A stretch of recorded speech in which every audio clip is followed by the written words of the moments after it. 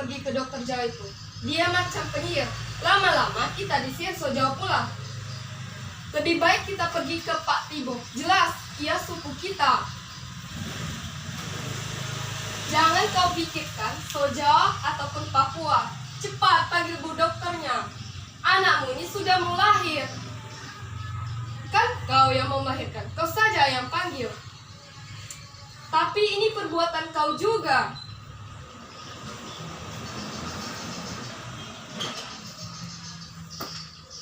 Siapa di sana? Masuk saja, Mama, Bapak. Tidak baik dini hari di luar rumah. Hah? Ada yang mau melahirkan? Sebentar. Memang kelahiran dan kematian bisa datang saja, kapan saja, di mana saja. Begitupun juga dengan kematian. Kenapa aku jadi menyebut kematian? Sudah 3 tahun, Puskesmas ini menjadi saksi bahwa kematian dan kelahiran tidak pernah adil. Kau boleh ngotot bahwa kelahiran selalu diimbangi dengan kematian, tapi tidak. Hukum tidak pernah menunjukkan eksis jumlah manusia itu selalu sama, tidak. Dan itu eksis manusia sekali. Coba kau perhatikan, di kotamu sendiri telah beberapa tanda mengatakan bahwa kelahiran itu baik dari kematian. Lihat saja, rumah-rumah menambah ke lahan sawah, ruko-ruko menambah ke tepi hutan dan kota. Dan itu tandanya bahwa kelahiran lebih baik daripada kematian.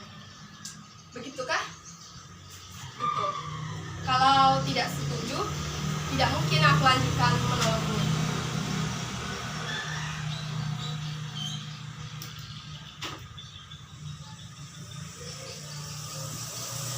Kau seenak duduk-duduk saja, malah tertawa di belakang. Melihat aku berlatih menjadi dokter yang berada di daerah terpencil, di pedalaman Papua, atau di depan malah pura-pura serius supaya gajinya cepat cair. Tapi ini mungkin takdirku, menjadi seorang dokter yang harus sukarela berada di pedalaman Papua.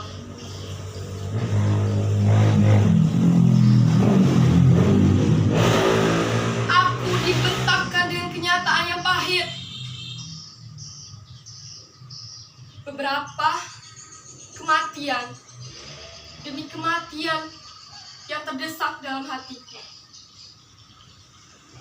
Sebagai seorang wanita Jawa yang mewarisi harmoni dari para tetua.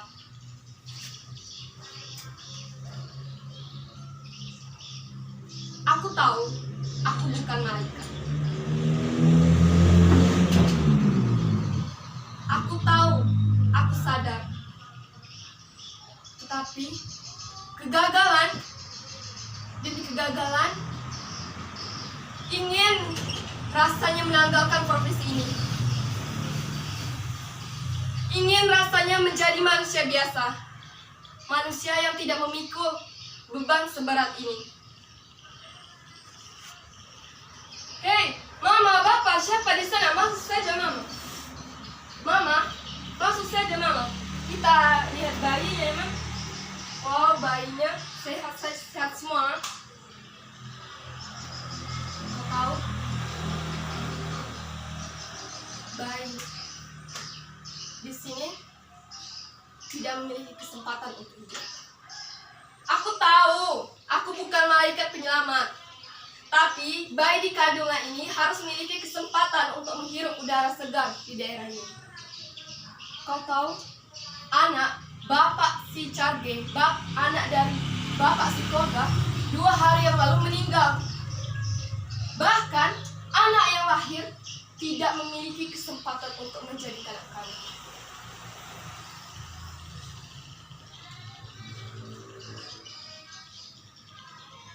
Mama, anaknya sehat semua, Ma.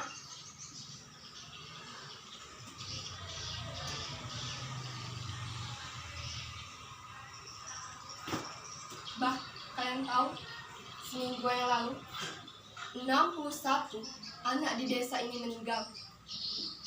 Pasti kalian sudah tahu, masalah ini sudah viral di medsos, bahkan bertubi-tubi di koran.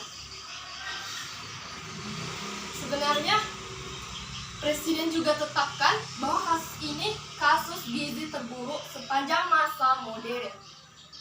Sebenarnya kalau aku mau cerita begini, tapi kalian janji jangan viral aku juga. Sebagai sama masyarakat, kita itu harus saling menjaga walaupun beda agama dan ras. Jadi ceritanya begini, dulu desa kita orang ini kekurangan beras. Mereka harus mengambil berasnya dengan perahu untuk pergi ke kabupaten. Lantas di perjalanan pulang, perahunya itu ditabrak dengan batang dan berasnya hanyut semua ke air dan penumpangnya dimakan buaya. Itu beberapa tahun yang lalu. Kalian mau tahu apa anehnya? Anehnya, masyarakat beramai-ramai datang ke sini. Dan sangat aneh, mereka tuding aku adalah dalang dari masalah ini. Aneh sekali, aku teringat sekali. Bapak Tibo, si kepala suku, mereka cakap begini. Hei Bu Dokter, kami ini masih primitif, jangan kau permainkan kami. Kami ingin modern juga toh, sama seperti kau juga toh. Aku ingin berbicara, tapi dengan cepat. Bapak Tibo mengatakan, diam, lebih baik kau utus orang Jawa untuk kirim beras kita. Kita ini bukan lapar, tapi kita ingin maju toh. Bapak Koga yang berada di paling belakang maju ke depan. Kulitnya hitam, gosong, seperti terbakar. Dia berkata, maaf Bapak Tibo, Bu Dokter Rahayu ini diutus dari Jawa, jauh-jauh ke pedalaman Papua, bantu melahirkan anak-anak kita orang, bantu kita orang dari penyakit-penyakit. Jadi, tidak ada urusannya dengan beras. Bu Dokter ini sudah bantu dengan sukarela, tidak ada ongkos. Bapak Tibo berkata, mana pula kau bisa cakap begitu, Koga? Dulu ada orang dari Jawa niat baik kasih kita orang beras supaya kita sehat dan modern kok. Lantas dalam keadaan spesifik begini, saya memberanikan berbicara. Maaf Bapak Tibo, saya seorang dokter. Saya diutus dari Jawa untuk bantu kesehatan warga. Jadi saya sangat paham dalam masalah ini. Gimana kalau kita mencari solusi juga? Mana pula aku cakap begitu? Tadinya yang diam di belakang berbicara begitu. Aku teringat sekali orang itu, orang yang datang ke puskesmas ini malam-malam membawa temannya yang tertembak peluru. Aku menyelamatkannya dari peluru itu. Malam-malam. Dan dalam keadaan itu, saya kembali ke cerita tadi. Gimana kalau kita sama-sama pergi mencari sagu ke hutan untuk diolah? Tidak, kami tidak mau makan sagu. Sagu berarti penderitaan bagi kami. Kami ini ingin modern juga toh. Orang dulu cakap bilang kalau kita makan beras, kita mau modern juga toh. Makan sagu berarti penderitaan bagi kami. Kami tidak mau makan sagu. Saya dalam kondisi ini, Bapak Tibo, makan sagu ataupun makan beras tidak tergantung dengan modern. Orang Belanda saja makan gandum yang diolah menjadi roti. Gimana kalau kita mencari sagu dan kita olah menjadi roti? Dan semuanya setuju. Pagi-pagi kami ke hutan mencari sagu. Dan alangkah terkejutnya, yang saya tahu sagu di sana banyak dan kita lihat hanyalah sawit dan pabrik-pabrik. Bapak Tibo dan masyarakat, kembali dengan keadaan yang diam. Kalian pasti mengira masyarakat Papua di sini sangatlah keras, ngotot, tapi tidak.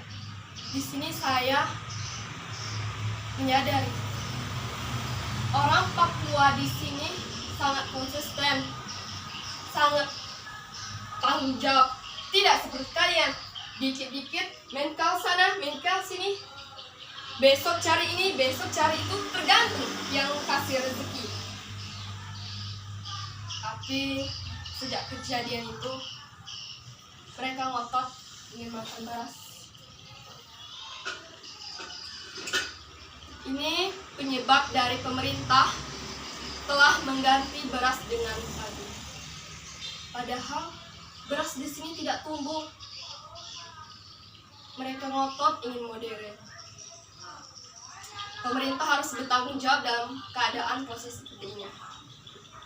Pemerintah harus mengganti beras dengan satu. Pemerintah harus mendatangkan beras dari luar pulau.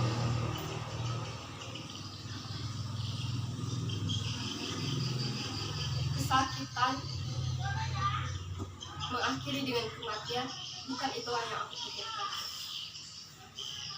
Tetapi menderita karena kelaparan. Bagaimana mungkin di surga terjadi kelaparan?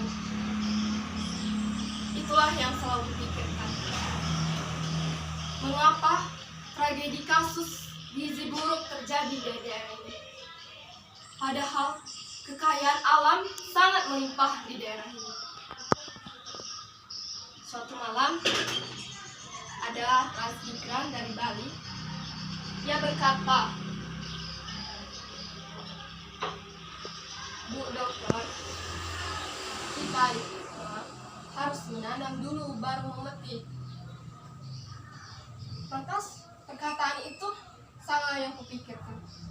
Menanam dulu baru memetik. Semalaman saya memikirkannya. Pas siang, Bapak Tibo yang selalu tidak setuju dengan saya memanggil saya. "Bu dokter, ini buah hipare, buah dokter. Kita orang tahu, Bu dokter sudah lama tidak makan beras. Kami sangat beruntung memiliki Bu dokter. Kelaparan bukanlah hal yang paling utama bagi kami, tapi itu adalah kesehatan." Saya terkejut. Pak Tibo yang selalu tidak setuju dengan saya, dia datang mengasih saya buah hipare. Lantas saya bingung, dari mana Pak Tibo dapat buah ini? Lantas Pak Tibo mengundang saya. Malam akan datang ada ritual, yaitu ritual batu bakar. Tenang saja Bu dokter, kita orang tidak bakar babi. Kami tahu Bu dokter itu Islam. Saya bingung. Acara bakar batu itu yaitu ritual yang dilakukan oleh rakyat Papua, itu acara mengikat tali silaturahmi. Jadi malam-malam saya datang. Saya dirangkul Pak Tibo. "Sini Bu dokter, saya perkenalkan ke seluruh rakyat Papua." Saya datang. Dan di antara banyak yang mengelilingi api besar, saya melihat satu orang transmigran dari Bali dan 5 orang dari temannya. Pak Tibo berkata, "Bu dokter, ini orang yang sudah membantu kita dan menyelamatkan kita dari kelaparan." Lantas saya tahu itu orang dari Bali. Dia berkata menggunakan bahasa Indonesia kental sekali. "Iya Bu dokter, saya dari Bali. Saya di sini menanam tanaman di tanah Papua dan hasilnya harus dinikmati oleh rakyat Indonesia, terutama di Papua. Dan saya mengucapkan terima kasih sekali Pak transmigran Bali.